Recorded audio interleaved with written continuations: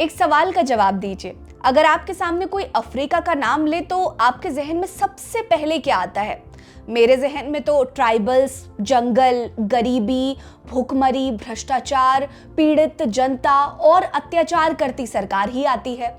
इन्हीं में से एक देश है नाइजीरिया, जो वैसे तो अफ्रीका महाद्वीप का सबसे बड़ी आबादी वाला देश है, जहां की आर्थिक व्यवस्था ना तो बहुत मजबूत है और ना ही बहुत कमजोर है। लेकिन कच्चे तेल की बहुतायत होते हुए भी नाइजीरिया के लोगों की जिंदगी आसान नहीं है।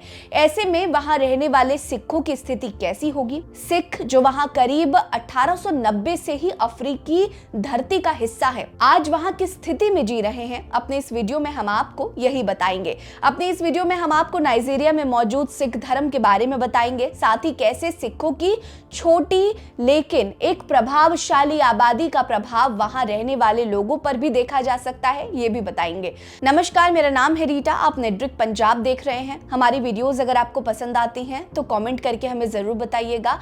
इन वीडियोस को ज्यादा से ज्यादा शेयर करिए ताकि ये वीडियोस और लोगों तक भी पहुंच पाए और उन्हें भी ये पता चल सके कि कैसे सिख धर्म भारत ही नहीं बल्कि भारत के बाहर भी कैसे फल फूल रहा है और अपनी एक अलग छाप पूरी दुनिया में छोड़ रहा है। चलिए वीडियो की शुरुआत करते हैं। अफ्रीका महाद्वीप का एक देश जिसकी आबादी पूरे अफ्रीकी देशों में सबसे ज्यादा है। नाइजीरिया पश्चिम अफ्रीका का एक देश है। 2024 के आंकड़ों के अनुसार इसकी आबादी 23,47,47,130 के आसपास है। वहीं इसका क्षेत्रफल 9,23,769 वर्ग किलोमीटर के आसपास है। यहाँ 250 से अधिक जातीय समूह हैं और 525 से ज्यादा भाषाएं बोली जाती हैं। नाइजीरिया की इकोनॉमी वैसे तो बहुत स्ट्रॉन्ग है और दुनिया के 50 बड़ी इकोनॉमी में शामिल है, लेकिन फिर भी ये देश गरीबी रेखा से नीचे जीने वालों का देश माना जाता है। एक रिपोर्ट बताती है कि यहाँ की आधी से ज्यादा जनता $1 से भी कम में अपना रोजाना गुजारा करती है। हैरानी की बात तो यह है कि इतनी प्रचुर मात्रा में खनिज संपदा होने के बाद भी वहां व्याप्त भ्रष्टाचार के कारण नाइजीरिया में गरीबी काफी ज्यादा है। अब एक सवाल और है कि नाइजीरिया में सिख धर्म फला फूला कैसे?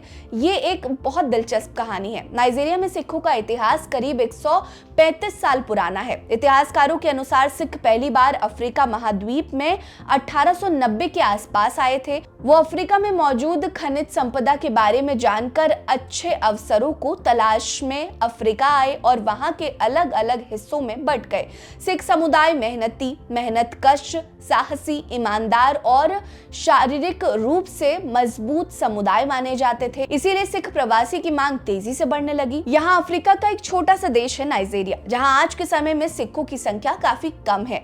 कभी सिखों की मांग करने वाला नाइजीरिया देश में फैलने वाली धार्मिक कट्टरवाद के कारण इस्लामिक और ईसाई बहुल देश बन गया और धार्मिक भेदभाव के कारण सिखों का यहाँ आना कम हो गया। हालांकि यहाँ रहने वाले सिख मुख्यतः लागोस शहर में रहते हैं, जो एक छोटी सी कम्युनिटी बनाते हैं। नाइजीरिया में सिखों के अधिकारों की रक्षा के लिए द कालगिदर ट्रस्ट बनाया गया है। यहाँ सिख संगठन काफी सक्रिय हैं, जो कि वैसाखी और गुरु पर्व जैसे त्योहारों को बड़ी धूमधाम से मनाते हैं। वो लोग विशाल लंगर का आयोजन करते हैं और सबको खाना खिलाते हैं। अफ्रीकी देश में होते हुए भी सिख संगठन में अपनी धार्मिक वैल्यूज को बेहद मजबूती से पकड़ा हुआ है। वो अपनी संस्कृति और परंपराओं का पालन करते हैं। सिख वहां पर जातिगत और धार्मिक भेदभाव के लिए भी एक मजबूत स्तंभ की तरह है, जो कि वहां के लोगों को आपसी भाईचारे और सौहार्द का पाठ पढ़ाते हैं। नगर कीर्तन और सामूहिक कार्यक्रम सिख एकजुट होकर बढ़ चढ़ कर हिस्सा लेते हैं, जिसके कारण भले ही संख्या में कम होते हुए भी एक मजबूत संगठन है। हालांकि संख्या में कम होने के बाद भी सिखों की मजबूती का एक नतीजा ये भी है कि यहाँ एक सिख गुरुद्वारा साहिब बनाया गया है, जो कि लागोस शहर में मौजूद है, जहाँ सिख संगठन अपने सभी सांस्कृतिक, धार्मिक और सामाजिक कार्यक्रमों के लिए इकट्ठा होते हैं। 2 मंजिला ये इमारत किसी गुरुद्वारे जैसी नहीं है, सामान्य बिल्डिंग की ही तरह है, लेकिन सिखों की आस्था और उनके अथक प्रयास ने इसे पवित्र सिख पूजा स्थल के रूप में स्थापित कर दिया है।